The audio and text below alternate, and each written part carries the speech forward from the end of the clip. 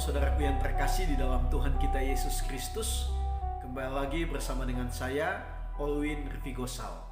Saudaraku, apapun kondisi saudara hari ini, dalam kondisi sakit, sehat, bahkan mungkin kita sedang mengalami pergumulan, masalah yang begitu berat, tapi saya mau katakan bahwa ketika Yesus ada dalam hatiku dan dalam hatimu, maka Ia yang akan memberikan kita kekuatan dan pengharapan baru untuk menikmati hidup yang Dia percayakan. Saudaraku yang terkasih, hari ini saya mau berbagi kebenaran firman Tuhan berkaitan dengan makna Paskah.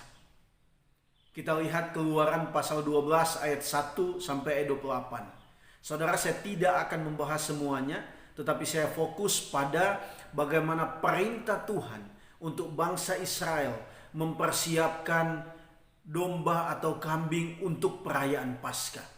Di ayat pertama, saudara, dikatakan berfirmanlah Tuhan kepada Musa dan Harun di tanah Mesir. Jadi ternyata perayaan Paskah itu bukan inisiatif manusia, itu bukan rencana manusia, tetapi itu adalah perintah Tuhan. Dan kalau berbicara tentang perintah Tuhan, berarti harus dipatuhi.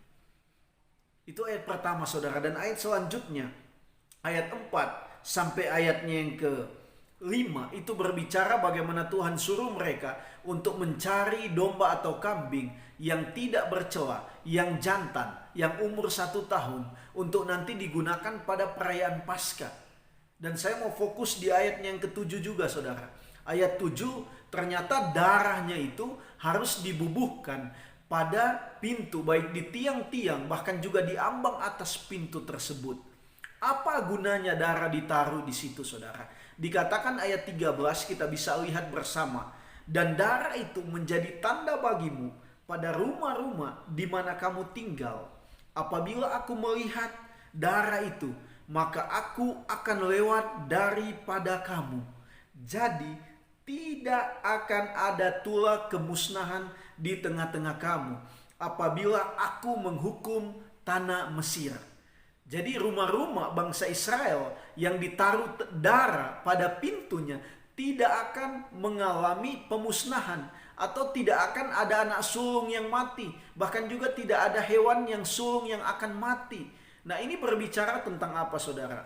Jadi ketika kita bicara tentang Paskah, itu berbicara tentang Passover.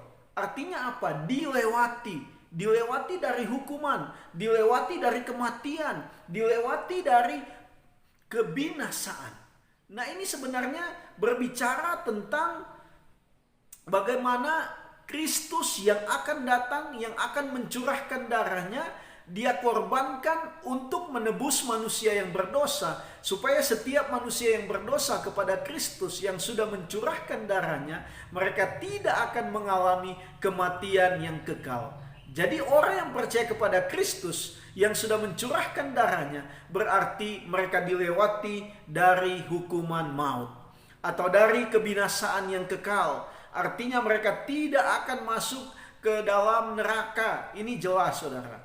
Jadi saudaraku yang terkasih, mari kita pastikan hidup kita. Apakah hari ini saya dan saudara sudah percaya sungguh-sungguh kepada Kristus yang sudah mencurahkan darahnya? Kalau kamu sudah percaya kepada Kristus, maka kamu pasti bebas dari hukuman maut. Kamu pasti bebas dari kebinasaan. Tetapi semua orang yang tidak percaya kepada Kristus, yang sudah mencurahkan darahnya, pasti mengalami kebinasaan yang kekal. Seperti kondisi kehidupan orang Mesir dan Firaun yang keras kepala. Mereka harus mengalami duka, kebinasaan yang besar, karena anak-anak sulung dan hewan-hewan sulung mereka harus mati. Ini yang saya mau bagikan kepada kita semua, saudara. Kalau kamu tidak mau mengalami kebinasaan yang kekal, percayalah kepada Yesus yang adalah Tuhan, yang sudah mencurahkan darahnya untuk menebus hidup manusia. Percayakah Anda kepada Kristus yang sudah mencurahkan darahnya? Tuhan Yesus memberkati kita semua, saudara. Shalom.